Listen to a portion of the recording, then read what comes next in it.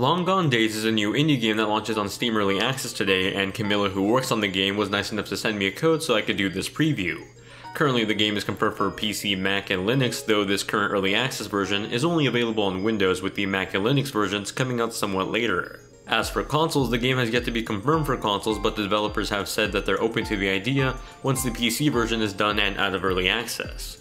The game is currently being worked on by a small team of 4 people while also currently launching in Early Access. The full final version of the game is supposed to launch by the end of the year. Currently, the Early Access version of the game gives you a chunk of the first arc of the game's story.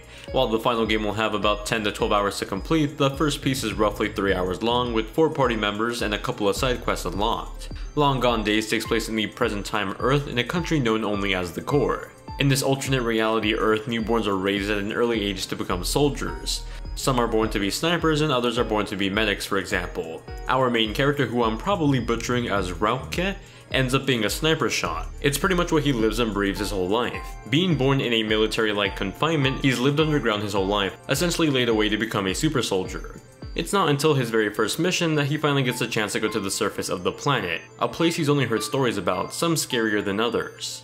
Upon arriving to the surface, we're tasked with using our special sniper skills to take out enemies laid out through the forest. This is where things start to take a turn for the worse as the reality of the missions and the core itself come into question, thus turning our world upside down. Gameplay is part traditional RPG and part visual novel. The visual novel aspects stand out the most to me even in early access. This game has a beautiful aesthetic. The character portraits look absolutely stunning during conversations.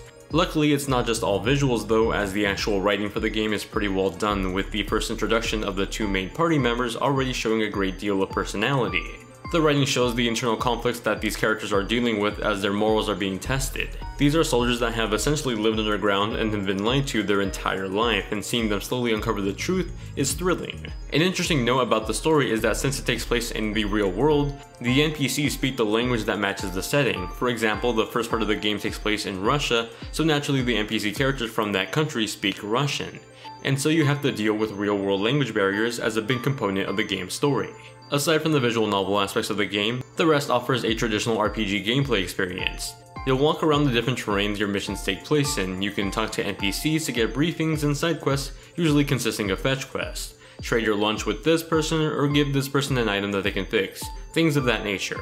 Controls have you pressing the WASD keys to move around, and Z and X act like an A and B button. I tried using an Xbox One controller with the game, but I found that it only registered with the analog stick for movement, and it felt really clunky with plenty of misclicks. There's a turn-based battle system that's more traditional to battle systems like Earthbound and classic Final Fantasy. You can choose to attack certain enemies in specific parts of that enemy. For example, aiming at an enemy's head will give you a higher damage rate but also less accuracy, where the opposite lies if you aim at the enemy's chest. You can also use items to heal or give you buffs on your stats. Lastly, there are skills, which are your special moves that use up your morale. Morale is this game's version of MP, and it's used to perform special attacks that can deal extra damage or give you special buffs. The battle system itself is rather simple at the moment, nothing uniquely added to it. Outside of the majority of combat and navigating, you'll be thrown into moments where you have to snipe enemies. Oddly enough, this isn't done using the mouse but instead the WASD keys, and it feels a bit weird, but it technically works. So far, Long Gone Days gives me a peek into a world and story I'm interested in learning more about and exploring. Despite being only a chunk of the game, I'm already invested in some of the characters and want to learn more about them and what ends up happening to them. The visuals are beautiful with a combination of lovely drawn character portraits and charming pixel art. With that said, the music currently is a bit repetitive and rather simple. I'd like to see a bit more variety, and the same goes for the RPG combat. It feels really simple and I feel like it's missing a bit more complexity or something to make it feel a bit more unique. At the moment it's bare bones and really slow, and that ends up affecting the pacing of the game.